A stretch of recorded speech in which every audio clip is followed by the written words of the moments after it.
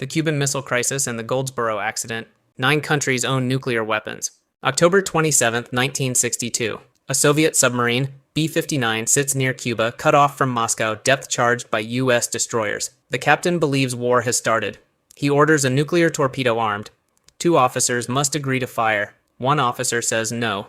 His name is Vasily Arkhipov. That single no may have saved the planet.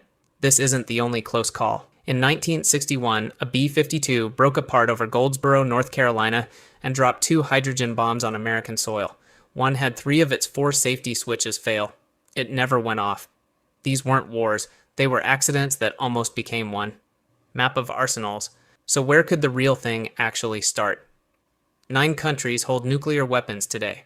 The US and Russia hold most of them, over 5,000 warheads each. China is building fast, expanding past 500 warheads. Britain, France, Israel, India, Pakistan, North Korea. 9 fingers on 9 triggers.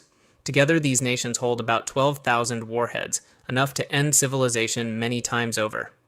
The New START Treaty limits US and Russian arsenals.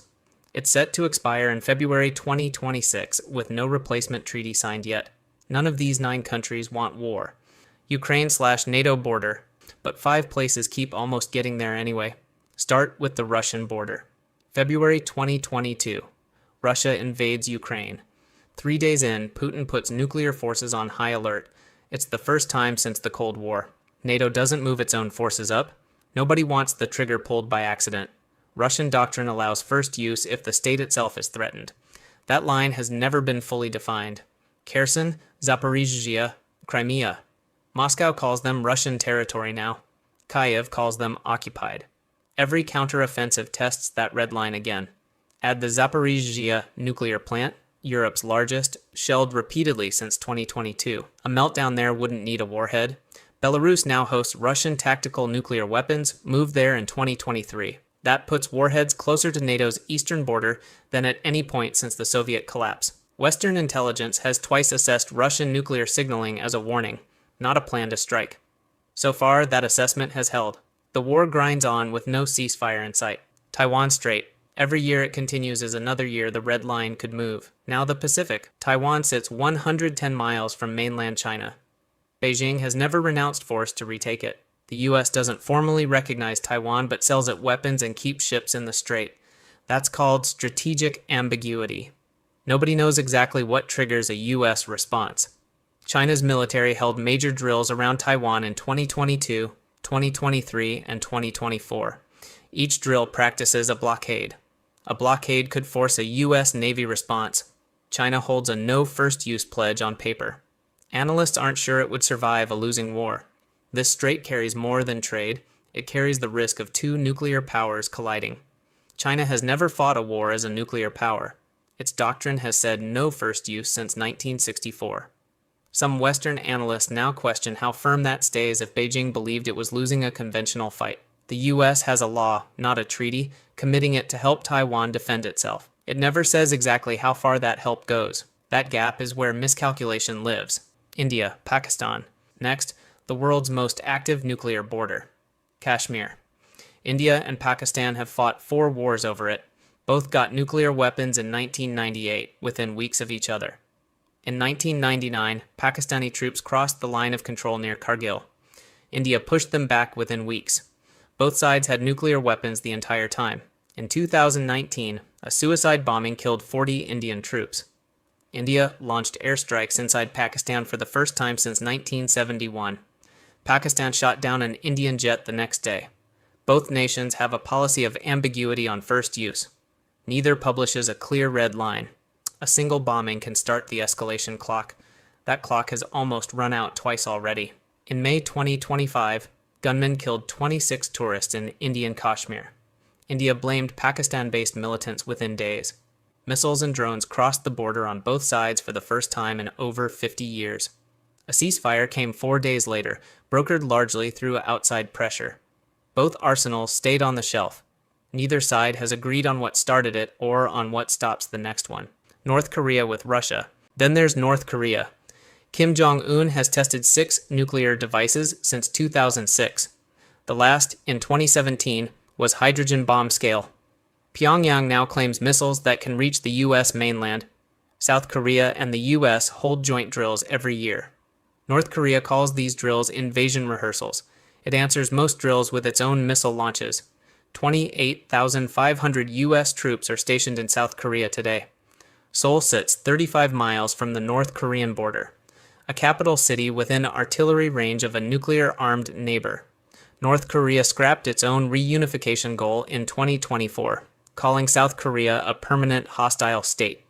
It has sent troops to fight alongside Russia in Ukraine, its first deployment in a foreign war in decades. In return, analysts believe it's gaining missile technology. A regime that was isolated is no longer isolated.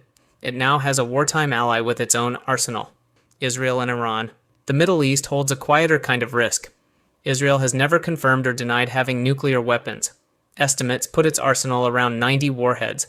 Iran has enriched uranium to levels just below weapons grade. Israeli and U.S. officials have both threatened strikes on Iranian nuclear sites for years.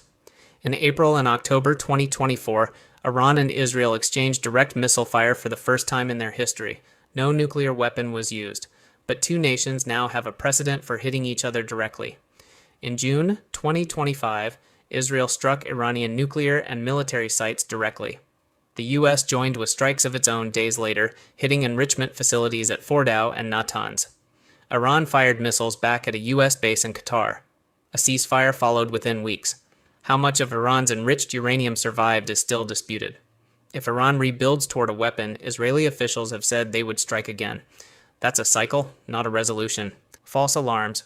Some of the closest calls involved no enemy at all. September 26, 1983. Soviet early warning systems report 5 incoming U.S. missiles. Officer Stanislav Petrov is on duty. Protocol says report it up the chain immediately. Petrov waits. He decides it's a false alarm. He was right.